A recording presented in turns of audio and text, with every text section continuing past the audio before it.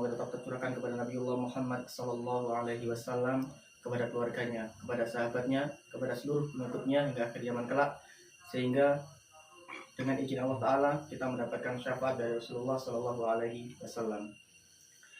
Jamaah sidang Jumat rahimakumullah, pada kesempatan kali ini kami mengingatkan untuk diri kami sendiri beserta seluruh jamaah, marilah kita bersama-sama meningkatkan ketakwaan kita kepada Allah Subhanahu wa Ta'ala dengan sebaik-baik ketakwaan dimanapun kita berada. Jamaah sidang Jumat rahimakumullah, Rasulullah Shallallahu Alaihi Wasallam bersabda yang artinya, barang siapa memperbanyak istighfar, niscaya Allah memberikan jalan keluar bagi setiap kesedihannya, kelapangan untuk setiap kesempitannya, dan rezeki dari arah yang tiada disangka-sangka. Hadis riwayat Ahmad. Hadirin sidang Jumat rahimakumullah, Allah Ta'ala pun berfirman dalam surat Nuh ayat 10 dan 11, A'udzubillahi minasyaitonirrajim. Faqultu astaghfiru rabbakum innahu kana ghaffara yursilis samaa'a 'alaikum midrara. Maka aku katakan kepada mereka, mohonlah ampun kepada Tuhanmu, sesungguhnya Dia adalah Maha Pengampun, niscaya Dia akan mengirim hujan kepadamu dengan lebat. Hadirin sidang Jumat rahimakumullah, dalam perkara istighfar ini ada satu kisah yang sudah masyhur, yang sudah terkenal. Kisah-kisah ini yang mungkin sudah diceritakan di banyak ustadz di media sosial maupun di masjid-masjid yang kita sering tempati untuk sholat Jumat. Bahwasanya suatu ketika Imam Ahmad bin Hanbal itu tidak tahu kenapa tidak ada janjian dengan siapapun, tidak memiliki hajat apapun, dia tiba-tiba ingin itu aja pergi ke salah satu kota di Irak.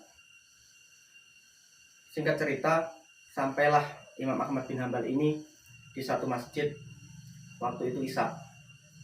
Beliau berjamaah di sana. Setelah sholat Isya, orang-orang sudah pada pulang. Beliau karena perjalanan jauh, dia ingin istirahat di dalam masjid tersebut. Namun beliau diusir oleh marbot masjid.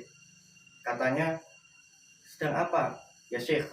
Dalam bahasa Arab, Syekh itu bisa dikatakan orang tua, guru, ataupun yang lainnya. Nah, dalam hal ini, karena Imam Ahmad bin Hanbal itu adalah ulama yang terkenal, namun secara wajah beliau tidak terkenal, hanya namanya saja yang terkenal. Maka marbot ini tidak mengenali orang tua ini, jadi tidak bertanya siapa namanya. Langsung saja kita mengusir. Pak Tua, apa yang kamu lakukan di sini? Saya ingin istirahat, saya sedang safar. Tidak boleh, masjid tidak untuk tidur, kata marbot. Akhirnya diusirlah keluar Imam Ahmad bin Hanbal ini oleh marbot masjid. Lalu setelah dikunci pintu masjidnya, maka Imam Ahmad bin Hanbal ini ingin istirahat di teras masjid. Tidak masalah lah, kalau nggak boleh jalan mungkin di teras boleh, kan seperti itu. Ternyata tidak boleh, didatangi lagi oleh marbot, bahkan didorong-dorong Imam Ahmad ini sampai keluar ke masjid. Bahwasanya masjid tidak untuk tiduran, tidak boleh menginap di masjid. Masjid tidak untuk menginap. Terlepas dari itu, padahal kita tahu bahwasanya masjid zaman Rasulullah itu digunakan juga oleh gelandangan, digunakan juga oleh orang-orang yang safar. Maka alangkah baiknya ketika ada musafir yang membutuhkan tempat peristirahatan, kita mempersilahkanlah untuk istirahat di masjid kita yang ada di sekitar kita. Nah, lanjut cerita. Ketika Imam Ahmad bin Hanbal ini didorong-dorong keluar dari masjid hingga sampai ke jalanan, dilihatlah oleh seorang tukang roti Imam Ahmad ini. Lalu tukang roti ini menawarkan tempat. Wahai Syekh, wahai Pak Tua, saya ada tempat jika kamu ingin beristirahat, tapi sangat kecil. Tidak apa-apa Pak, saya menerima tawaran dengan. Akhirnya Imam Ahmad ini beristirahat di tempatnya tukang roti ini. Mungkin tukang roti ini pendiam, Imam Ahmad melihatnya seperti itu. Namun Imam Ahmad melihat bahwasanya setiap gerakan mengadon adonan roti beliau melihat bahwasanya mulutnya ini berkomat-kamit. Imam Ahmad pun penasaran apa yang dikatakannya. Maka Imam Ahmad bertanya kepada tukang roti tersebut, "Wahai tukang roti, apakah yang sedang kamu lafalkan?" "Wahai Imam Ahmad," oh maaf, waktu itu belum kenal ya, karena belum terkenal tadi yang saya bilang di awal. "Wahai Pak Tua, sesungguhnya saya ini sedang beristighfar." "Lalu apa yang kamu dapatkan dari istighfarmu itu yang terus menerus?" "Sesungguhnya melalui istighfar ini Allah Ta'ala selalu mengabulkan apapun yang saya hajatkan. Namun ada satu yang belum Allah Ta'ala kabulkan. Mungkin belum waktunya Allah Ta'ala mengabulkan untuk saya.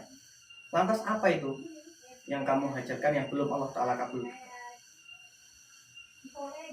Pak tua tersebut mengatakan bahwasanya satu hajat saya yang belum tersampaikan atau belum dikabulkan oleh Allah Ta'ala adalah bertemu dengan Imam Ahmad bin Hambal.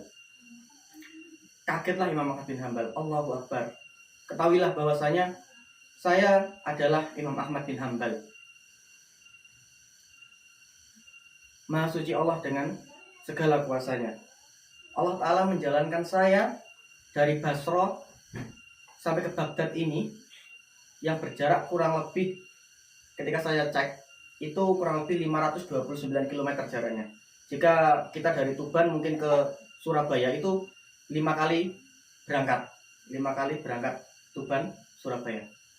Nah, Allah Ta'ala memperjalankan saya dari Basra ke Baghdad ini. Saya tidak memiliki hajat apapun, saya tidak memiliki janji kepada siapapun. Namun perantara engkau beristighfar dan berdoa kepada Allah, engkau ingin bertemu dengan saya, Allah Ta'ala menjalankan saya dari tempat yang jauh tersebut sampai ke tempat panjenengan di sini. La haula wala quwata illa billah. Maka sungguh benar apapun yang disampaikan oleh Rasulullah, bahwasanya barang siapa yang memperbanyak istighfar, niscaya Allah memberikan jalan keluar bagi setiap kesedihannya, kelapangan untuk setiap kesempitannya, dan rezeki dari arah-arah yang tidak disangka-sangka. Maka marilah kita berusaha untuk selalu beristighfar kepada Allah Ta'ala. Entah kita memiliki dosa atau tidak, yang jelas dosa kita sangat banyak. Maka entah kita ingat atau tidak, perbanyaklah kita istighfar, karena Allah akan melaksanakan apapun yang kita minta ketika kita beristighfar. Insya Allah seperti itu. Aku lupa lihat astaghfirullah li wa lakum innahu huwal ghafurur rahim. Billah. Alhamdulillahilladzi arsala rasulahu bil huda wa dinil haqq liyudhhirahu 'alad dini kullih wa kafa billahi syahida. Asyhadu an la ilaha illallah wahdahu la syarikalah wa asyhadu anna Muhammadan abduhu wa rasuluh la nabiyya ba'da. Allahumma salli ala Muhammad wa ala ali Muhammad kama sallaita ala Ibrahim wa ala ali Ibrahim wa barik ala Muhammad wa ala ali Muhammad kama barakta ala Ibrahim wa ala ali Ibrahim fil alamin innaka Hamidum Majid. Allahumma ighfir lil muslimin